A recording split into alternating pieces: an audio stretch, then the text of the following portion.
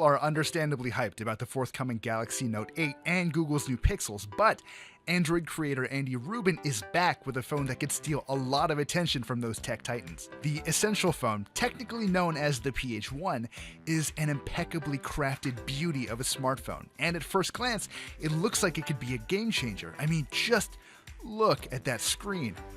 Rubin himself told reporters that Essential engineers wanted to build the sort of high-end phone they themselves wanted to use, and there's no doubt the PH1 is a technical marvel, not to mention an incredible first attempt.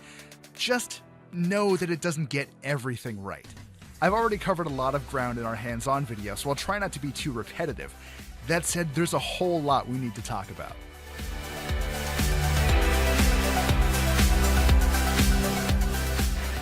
First, the Essential phone has been remarkably sturdy so far. I've spent my week with it shoving it into pockets with keys and loading it into a fully loaded backpack, and it still looks like it did when I pulled it out of the box for the first time. I've dropped it a few times too, accidentally of course, and both the ceramic back and titanium frame shrugged it off like nothing happened. It's rare that a phone that I test stays this immaculate for a week of daily drudgery, so credit to Essential for building a remarkably beefy little phone. It's still too bad the PH1 isn't water resistant though. Essential also gets props for the screen, which, as I'm sure you've noticed, stretches almost completely over the phone's face. I say almost because there's a little notch cut out of the top to accommodate the 8-megapixel front-facing camera. This is one of the biggest changes to smartphone design since hardware makers ditched physical keyboards, and it's still impressive even after the first holy shit moment subsided.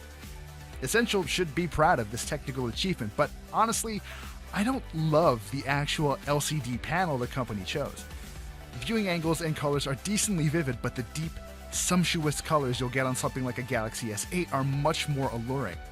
Screen brightness could also be a little better. It's totally readable in broad daylight, but other phones definitely have the edge. It's a bummer, but not every app makes use of all that extra screen space.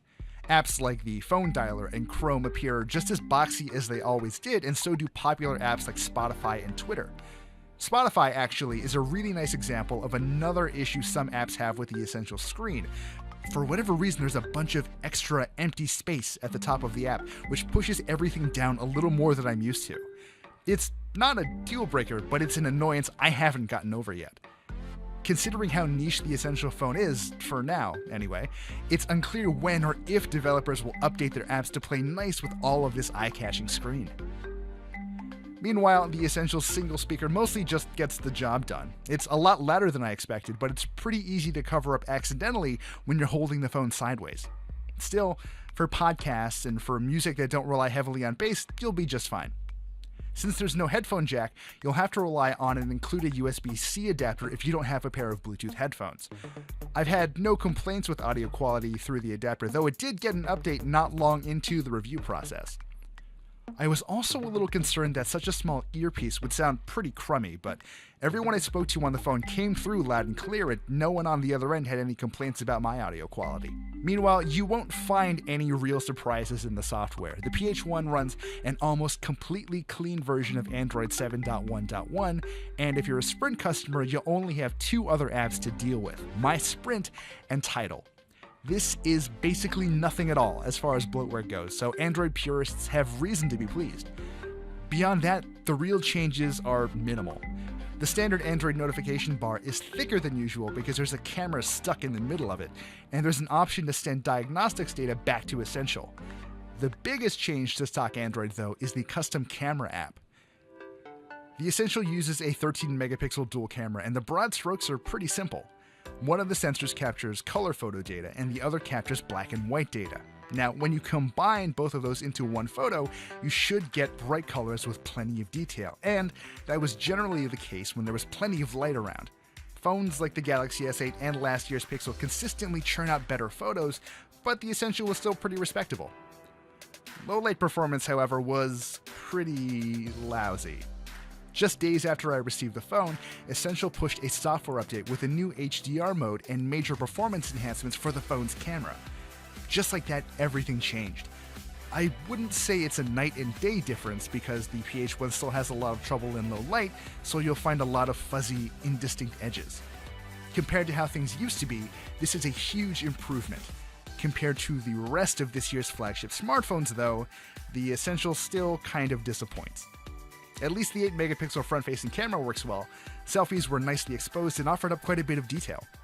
And for better or worse, shooting with the Essential is dead simple. There's no Pro mode here, and the number of settings available to you are minimal.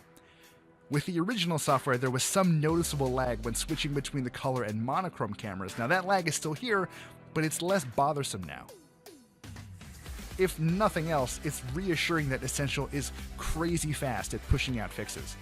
As I'm writing the words you're hearing now, the company released another update to quash some issues with the camera. I don't expect it to fully solve all of the camera's issues, but we'll continue testing it, and in the meantime, Essential seems to be taking all of our criticism with the right attitude. Meanwhile, performance was exactly what you'd expect out of a modern flagship phone that isn't drowning in bloatware. Everything feels pleasantly smooth, and jumping in and out of multiple apps is a breeze thanks to the 4GB of onboard RAM. Visually intense games like Afterpulse run very well here too, with basically no stuttering or lag. This isn't a surprise since every other flagship phone I've tested this year was capable of the same, but whatever. Speed is speed, and there's plenty of it on offer here. And the battery? Well, that was a pleasant surprise. At first, the phone seemed to struggle with lasting through full workdays, but things have settled into a decently impressive routine.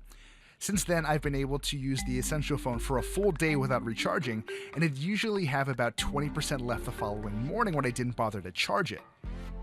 You can expect more battery drain in areas where cell coverage isn't great, a problem I've run into with Sprint more so than other carriers. In places where the phone had trouble locking onto a signal, the battery barely lasted for a day. Long story short, most people will be pleased with the phone's power consumption, but folks living out in the country may experience a little more trouble. I had such high hopes for the Essential PH1, so high, in fact, that it probably could have never met those expectations.